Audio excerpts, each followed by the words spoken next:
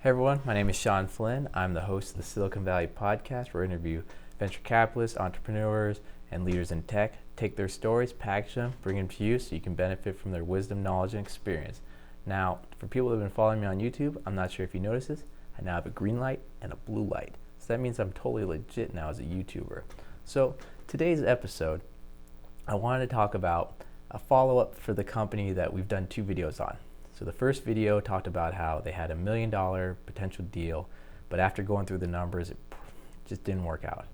The second video was on a deal that they did where they had the margin, and we actually went through all their expenses and listed it all out. I'm not sure if the deal has gone through or not. I haven't gotten the update from them, but as soon as I do, I'll do another video on that. But for right now, they came to me and they said, "Hey Sean, we want to raise money from angel investors. Can you give us some suggestions, some help?" So my background with that is I was the investment director for an angel group here in Silicon Valley. The location, that's my 9 to 5. I work with a lot of the angel groups here to introduce companies that fit their investment thesis. My network's pretty solid in that area, back and forth. So as bad as it sounds, I had to tell them, you're not going to get a meeting with any angel investor. You're way too early for any angel investment group. It's just not going to happen. Right now, you're at the stage where it's probably FFF, friends, family, fools. And what that is those people that you know in your network that might write a small check that aren't accredited investors. They're not the sophisticated investors. They're, their friends, their families, just like the name says. And they didn't like that answer, but that's the reality. They haven't really even done that first deal. They don't have the traction. They don't have the proof of concept for their business model. It's all day by day, which is fine, which is great. They're trying, and this is how all companies start off. But in the conversation, they said, well, what do we need to do? How long will it take? Can we get there in the next month? And then I had to be honest with them and kind of tell them the experience, and especially for my guests on the show, such as Perkins, the founder of Canva. In the interview, episode 1, links down below to the podcast, check it out. She goes off and says, listen, I had over 100 meetings with investors before one of them actually wrote a check.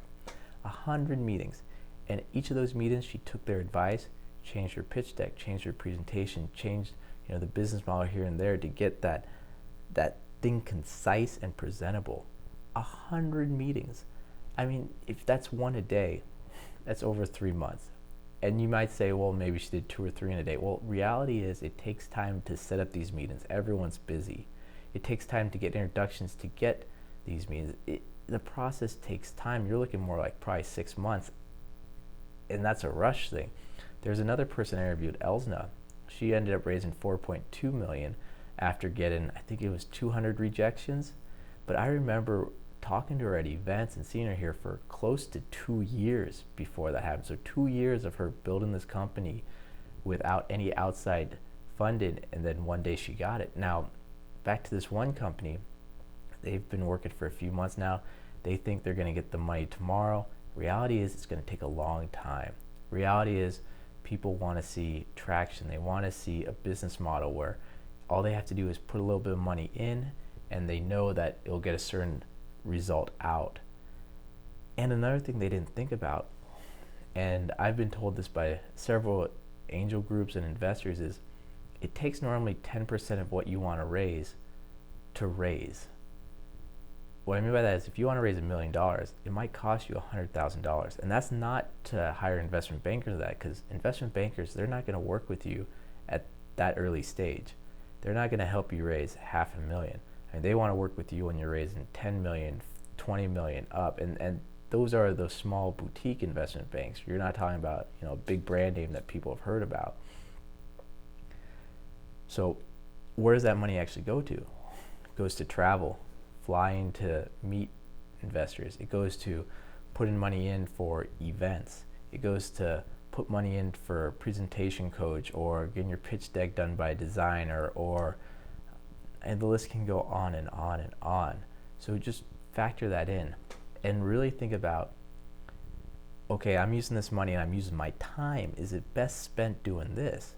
There's another person that I interviewed. Her interview is going to go live probably end of September.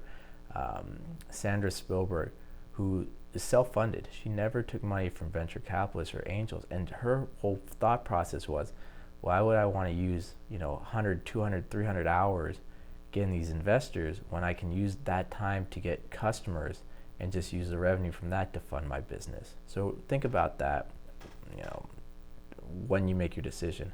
So it costs money to raise money. It takes a lot more time than people think. That time can be used for other areas of your business. It's stressful. You'll then have a boss. I mean, all these things go with it. And is there any last words that I want to say?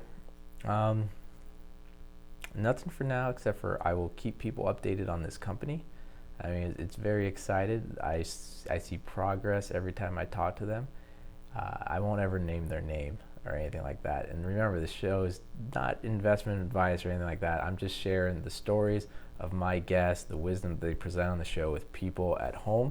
So if you want to learn more about it, check out the podcast. And once again, the Silicon Valley Podcast. I'm the host, John Flynn. Thank you for your time. I look forward to our next video. All right. Cheers.